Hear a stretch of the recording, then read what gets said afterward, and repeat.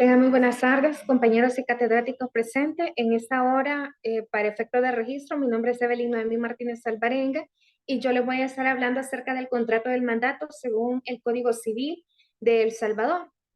Pues para ahondar un poco en este tema y para poder entender un poco también, vamos a mencionar que dentro del mandato y dentro de la historia en sí y doctrina de jurista, se establecía que el mandato Ruiz, lo podemos observar ahí en la presentación, quien era un jurista italiano, incluso fue catedrático de Derecho Romano dentro de la Facultad de la Jurisprudencia de la Universidad de Nápoles. Ese hacía énfasis que el mandato se derivaba de la ius gentium y por lo tanto su principio solamente se reconocía ante la jurisprudencia del pretor peregrino.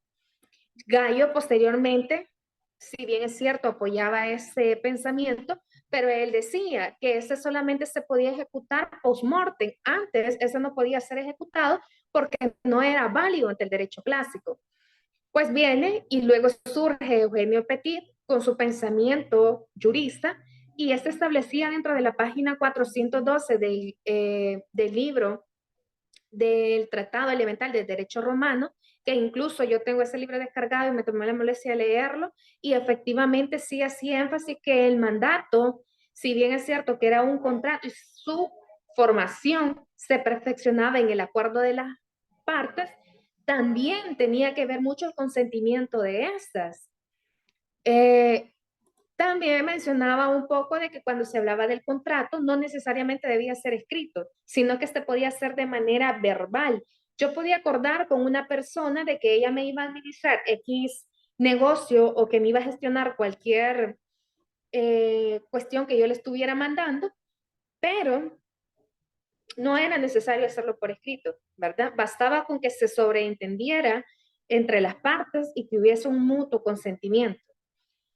Así luego el piano dice, ok, estoy de acuerdo con lo que dice Eugenio Petit, pero él decía, si bien es cierto que el contrato se perfecciona en el mutuo consentimiento, en el acuerdo entre las partes, pero también debe de cumplir unos requisitos.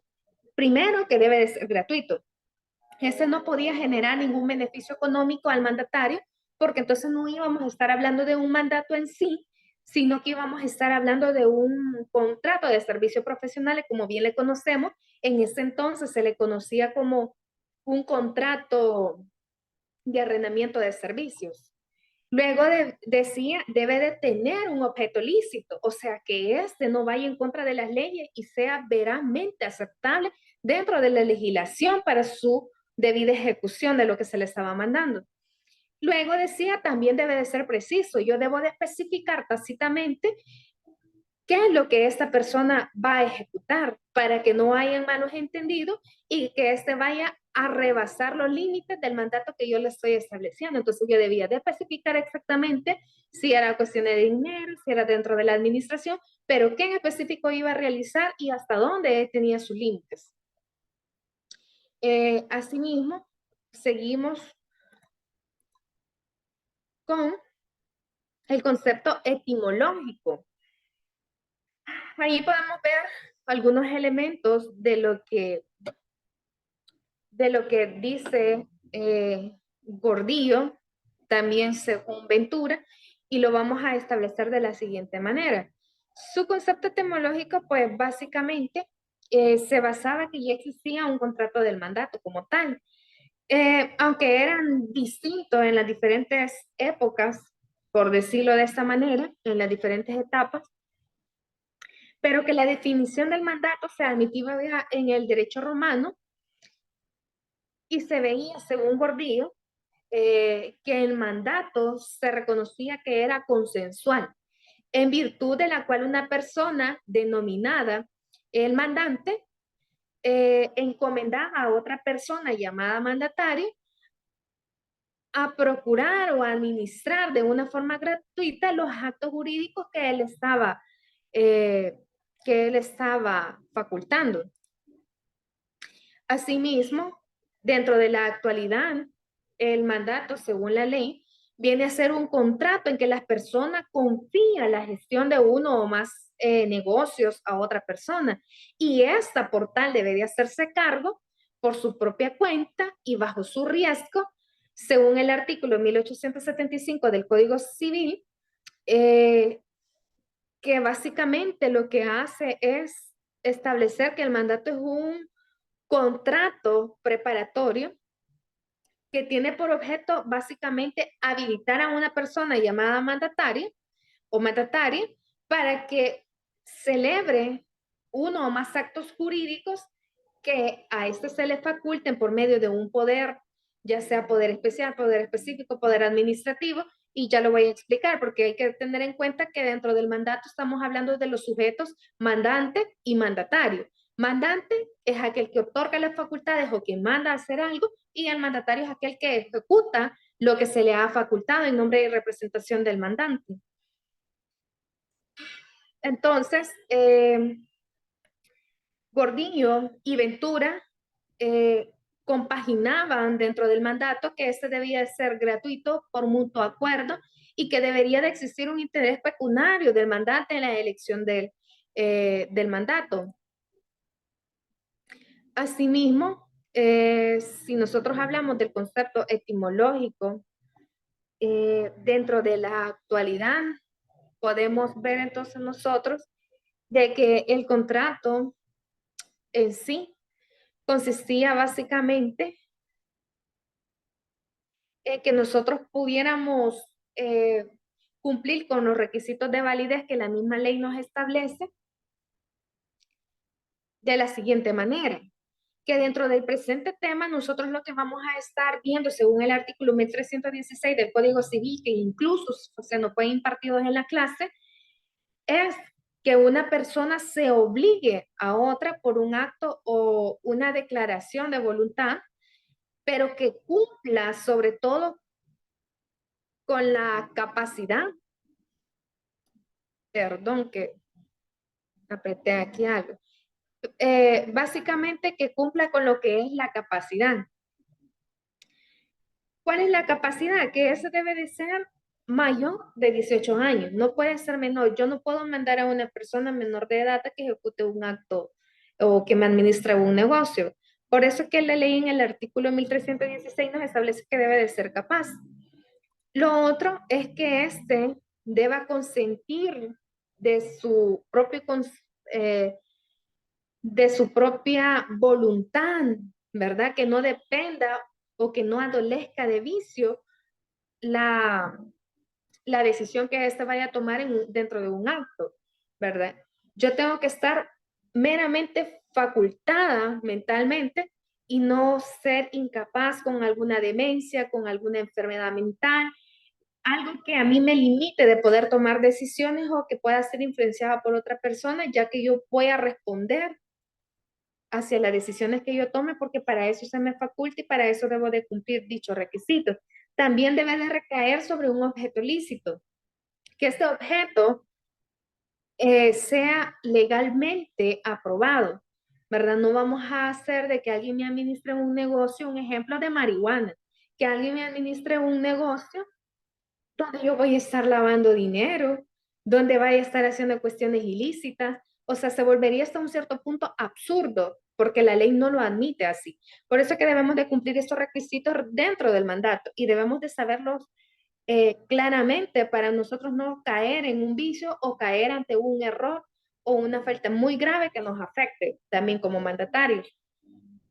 Tiene que haber una causa lícita. ¿Con qué fin yo lo estoy haciendo? ¿Cuál es el objeto de eso? Pero que sea legalmente aprobado en la ley, ¿verdad? Que no me genere problemas ni a mí, en primera persona como mandante, ni al mandatario. Entonces, un ejemplo, bueno, vamos a mencionar ahí, podemos observar el objeto, ¿verdad? Este debe de recaer básicamente, como lo mencionaba, sobre un bien, mueble, inmueble, objeto, accesorio, pero legalmente válido para que se pueda perfeccionar en sí lo que es el mandato.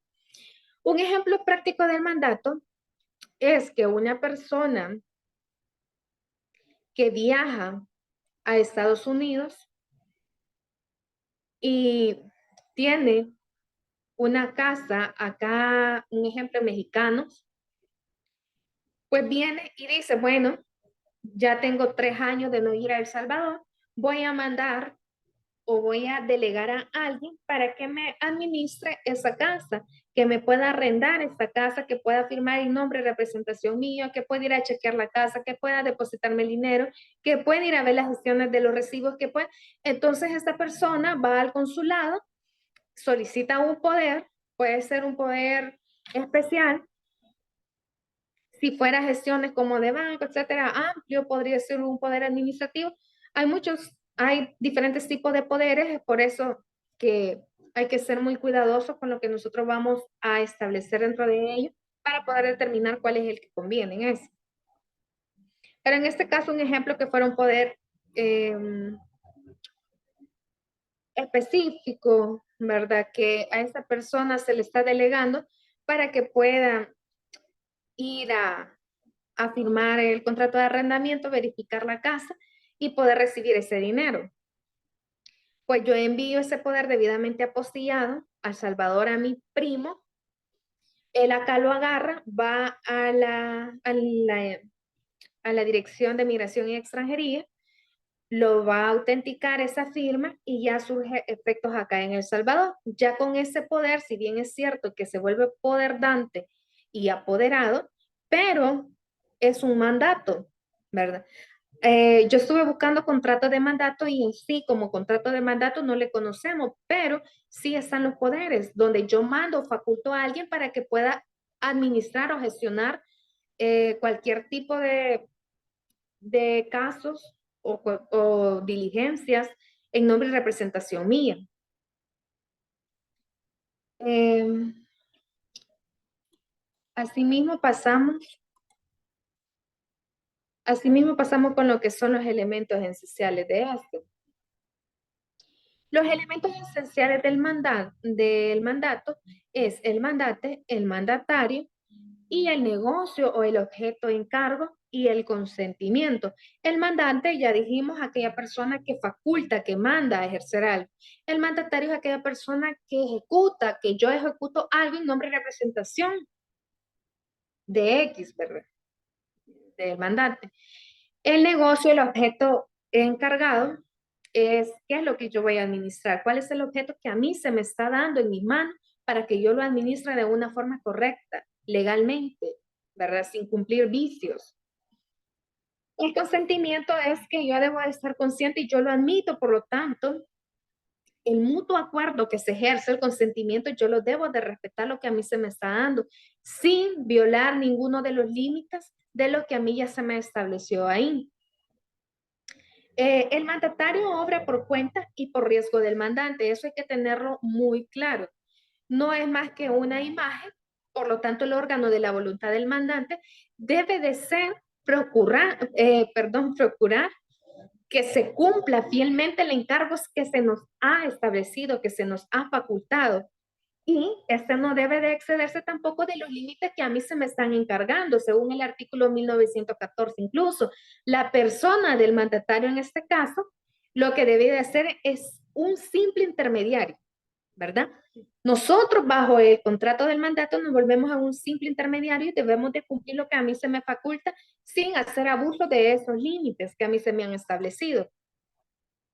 También el artículo 1991 me lo menciona y dentro de la administración del mandato, básicamente, se puede establecer con un análisis lógico, según la investigación que se hizo, que es un encargo. Se le conoce así como un encargo, que consiste en que una persona confía, encarga, ordena la gestión de un negocio a otra persona. Dentro de las constituciones de sociedad o dentro de las sociedades, ¿verdad? Vemos mucho lo que son los poderes administrativos.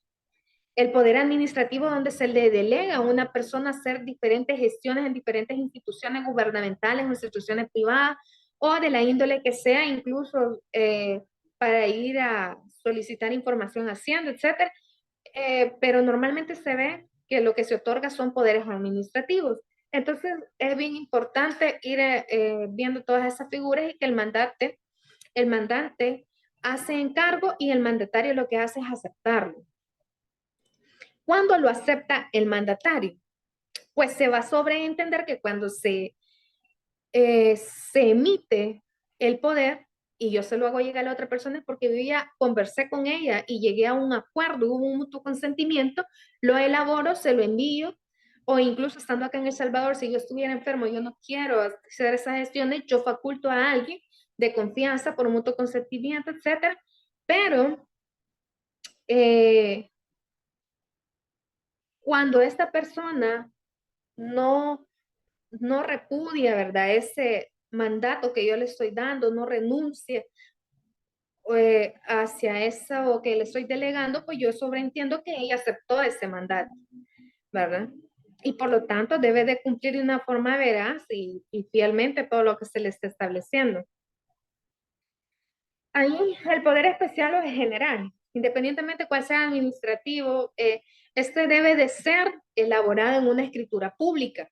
Son hojas especiales autorizadas por la Corte Suprema de Justicia que se le da a los notarios autorizados y es ahí donde plasmamos lo que son las escrituras públicas de poderes.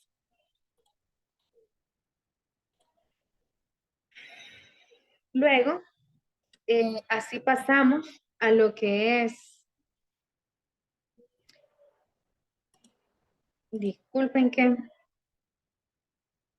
se me queda trabada la máquina, pero lo que es el mandato lo vamos a entender, de la siguiente manera. El precio recibido, ¿cuál sería? Entrega del precio recibido, el producto de la administración del mandato. Es todo aquel dinero que yo recibo de la administración de lo que se me ha dado a mí que administre, ya sea un negocio, arrendamiento de una casa, de cualquier cuestión que sea, la entrega del precio recibido es el dinero producto de lo que yo estoy administrando. Acá, un ejemplo de la cantidad designada es una compraventa de un inmueble, ¿verdad? Que Luis se va a Estados Unidos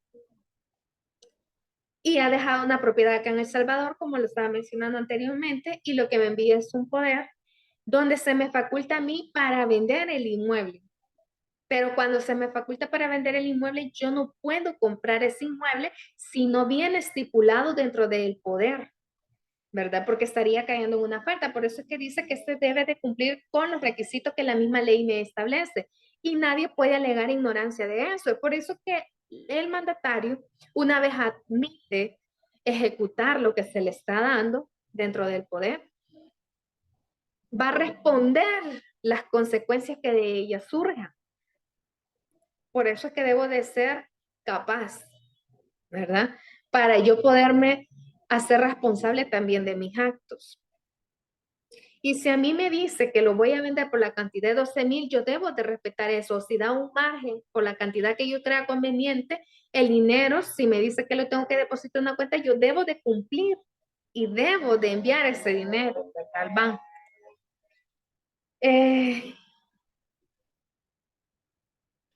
Acá mencionamos también que deberá responder, en este caso, hasta por la culpa leve para una mayor interpretación de dicha culpa. Tenemos el artículo 42, inciso tercero del Código Civil, y ese nos establece también una relación con el artículo 1915, con la relación del contrato, y advierte que el artículo 1923 también menciona las causas de terminación del contrato.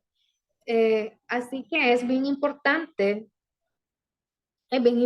todo esto, porque en sí se vuelve una relación en todo, tanto los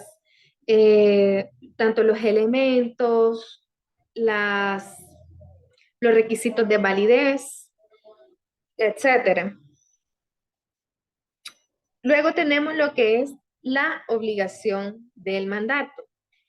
Cuando nosotros estamos hablando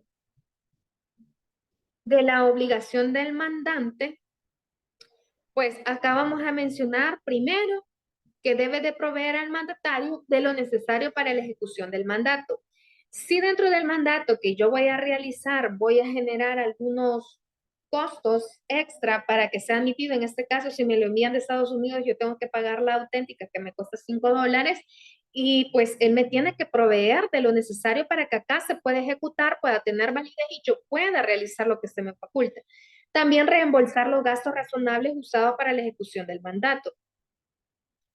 Eh, Reembolsarme los gastos. Si lo que yo estoy generando es una compra de un inmueble que me han mandado a mí o que me han facultado para yo poder realizarlo en nombre y representación de mi mandante o mi poder dante, entonces lo que yo voy a hacer es que si la compra pasa, un ejemplo, de $25,000, por decirlo así, ya genera unos impuestos tributarios y si yo lo pongo de mi dinero, él tiene que responderme y reembolsarme los gastos razonables.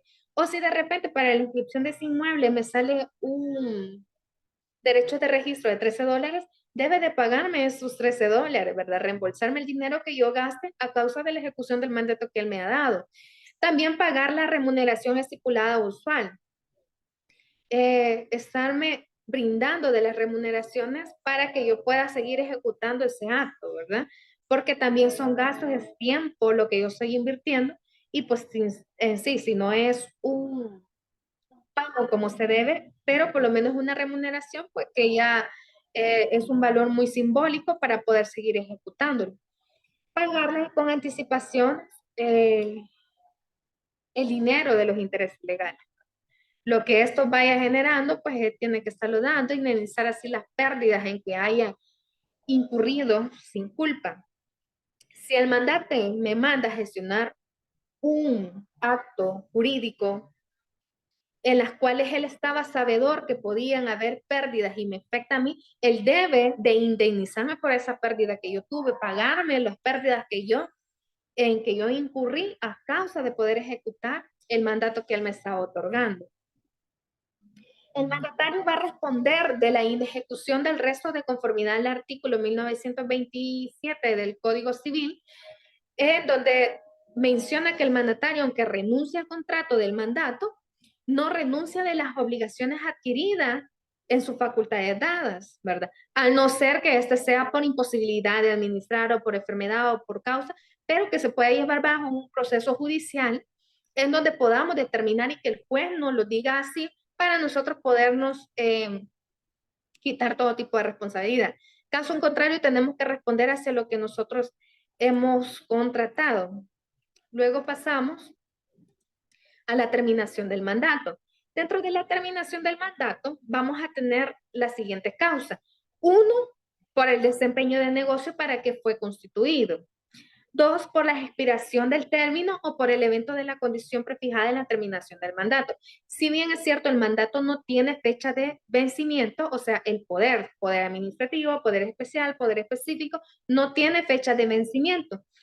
Pero hay que tener claro que si a mí me otorgan un poder específico solamente para ir al banco a pagar una cuota X o solamente para ir a retirar un dinero, o si a mí, no sé, pero para un caso en específico en un banco, el banco le va a agarrar el poder original. Ya no se lo entregan porque fui facultado solo para ese acto. Si a mí me facultan para yo poder vender un inmueble de mi mandante, y voy ante un notario y solo me facultaron para esa gestión, el poder tiene, perdón, el abogado tiene la facultad para agarrar ese poder, ya no me lo devuelve porque fui facultado para eso y por eso se estipula ahí, ¿verdad? Poder que anexaré al legajo de documentos de mi protocolo, ¿verdad? Y si este me faculta para dos o más acciones, también se establece, ¿verdad? Poder que no anexaré al legajo de mis documentos por estar facultado el mandatario, ¿verdad? O el apoderado para gestionar más actos, ¿verdad? Depende de la relación que cada abogado le dé. Asimismo, como número 3, por la revocación del mandante. Cuando el mandante ya no quiere que yo le represente para hacer cualquier cuestiones administrativas o de lo que me haya delegado, pues simplemente revoca el poder o hace uno nuevo y eso se sobreentiende que hasta ahí dio por finalizado porque hay otra persona apoderada. Por la renuncia del mandatario, cuando yo ya no quiero ejercer ese acto y yo renuncio ante ese mandato que se me ha otorgado. Por la muerte del mandato o del mandatario, ¿verdad? Y se sobreentiende. O por la quiebra o insolvencia de uno o del otro. O por la interdicción de uno o del otro. Todo eso la vamos a encontrar en el artículo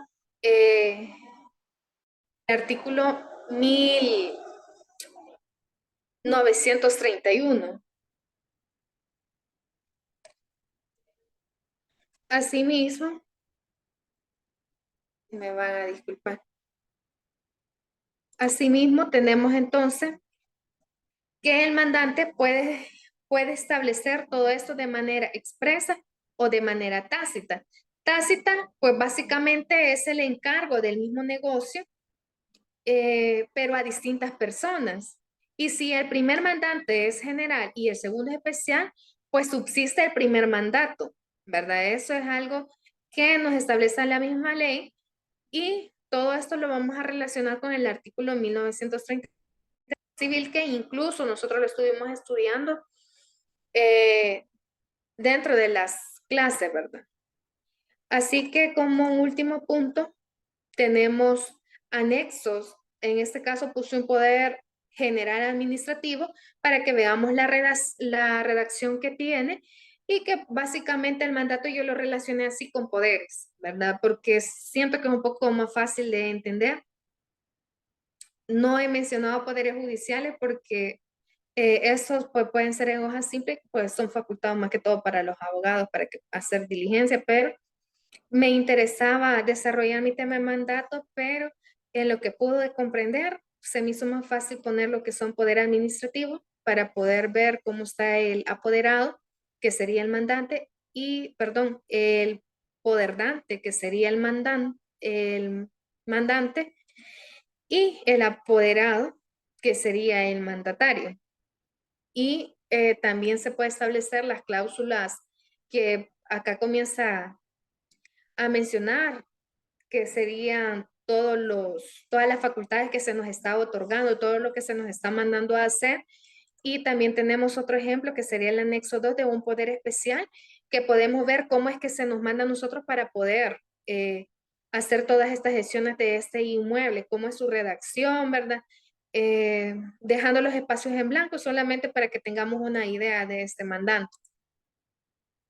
Así también tenemos esta jurisprudencia y podemos ver la referencia, habla de un mandato o de un poder, como básicamente lo he estado explicando, haciendo uso de los artículos también mencionados, 1924, etcétera, ¿verdad? Y podemos verlo, en este caso de una empresa. Y esa sería toda mi participación, ¿verdad? Gracias.